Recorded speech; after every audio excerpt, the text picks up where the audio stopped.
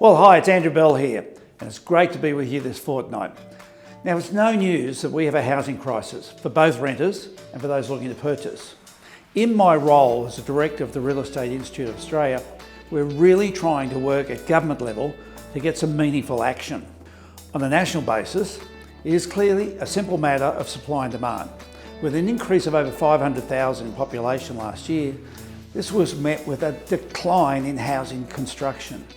There's lots of reasons for that, which is everything from delays in getting development applications and building approvals through local governments, to huge rise in costs of building materials, and in particular, the incredible shortage in the labour market for construction workers.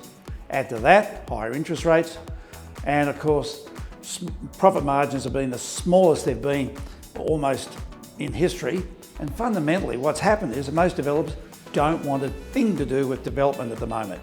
You're probably reading about how many developers have actually gone to the wall in recent times. It's a real problem. Now, recently, Queensland was named as the state with the sharpest rise in unaffordability for purchasers. Well, that's no surprise. Queensland was always renowned as being incredibly attractive to purchasers because our property values were considerably lower than the rest of the country. But hasn't all of that changed since the pandemic? The pandemic truly triggered the coming of age for Queensland. The northward migration of people from the southern states was unprecedented and continues today. Not only did we see the movement of people, but we saw an incredible movement of wealth. This is evident in suburbs such as Surfers Paradise and Broadbeach, where 25% of all the sales every year, and many of them are up to $20 million in value, were to purchasers paying cash, no borrowings whatsoever.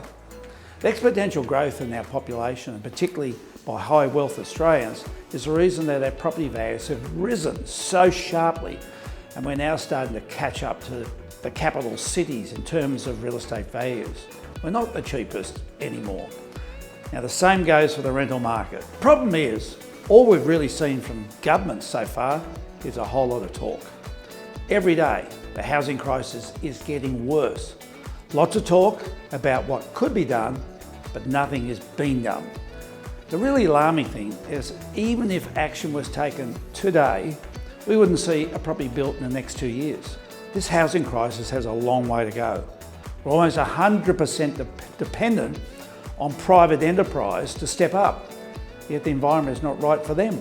The risks are too high, and we simply have to make the whole process development more attractive to entice developers and their backers, the banks, into the market. I'm calling on councils and governments at state and federal level all over the country to change their whole thinking. The market that needs to be most addressed is the affordable housing sector. Now, the top end of the real estate market can look after itself. We've got the money to do so. But it's everyday Australians who are really feeling the brunt. Local councils need to make approval process one that proceeds more rapidly. Infrastructure charges should be slashed, and perhaps even council rates and other council fees reduced for a period of time. At a state government level, there needs to be concessions on stamp duty and changes around land tax.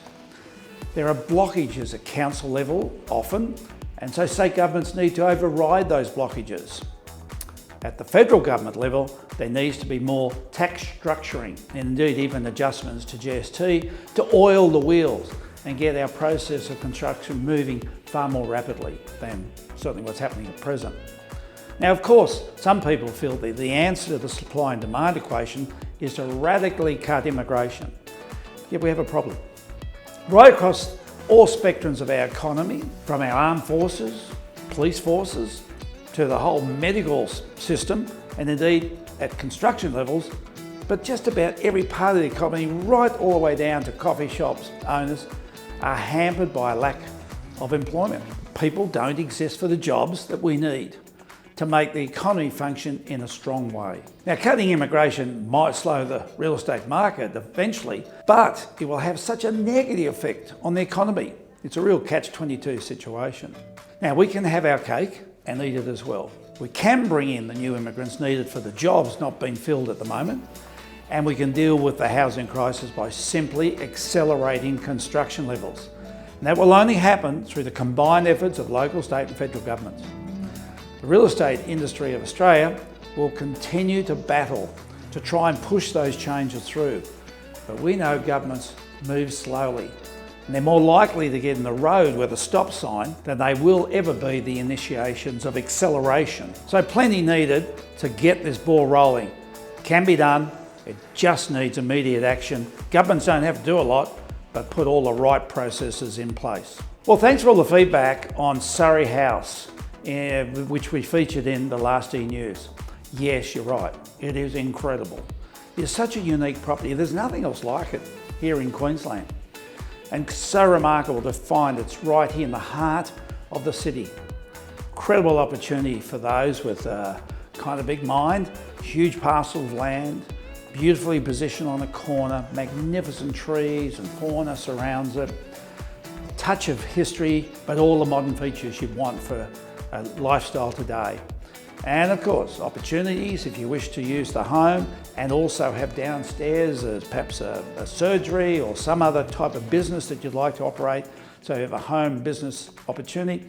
And we do know that there are some people looking for how you could redevelop such a huge site. Now, we've only got 2 weeks to go from today until the closing of our expressions of interest. Please reach out to us. Come and have a look. An exceptional home, a rare opportunity, and it could be just for you. Well, here we go. We're in May, and it's almost the middle of the year.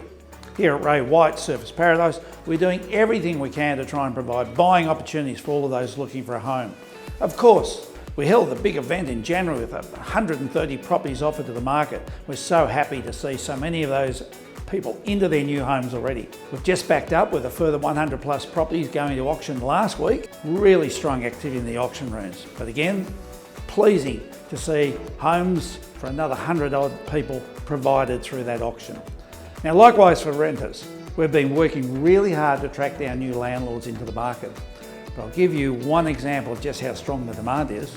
We advertised one property on a Thursday a couple of weeks ago, and by Sunday evening, we'd received over 500 inquiries, and by Monday morning, 37 written applications. Who would have thought 5 years ago we would ever see anything like that? Well, that's it for this fortnight. I look forward to being with you in 2 weeks' time. Best wishes for now.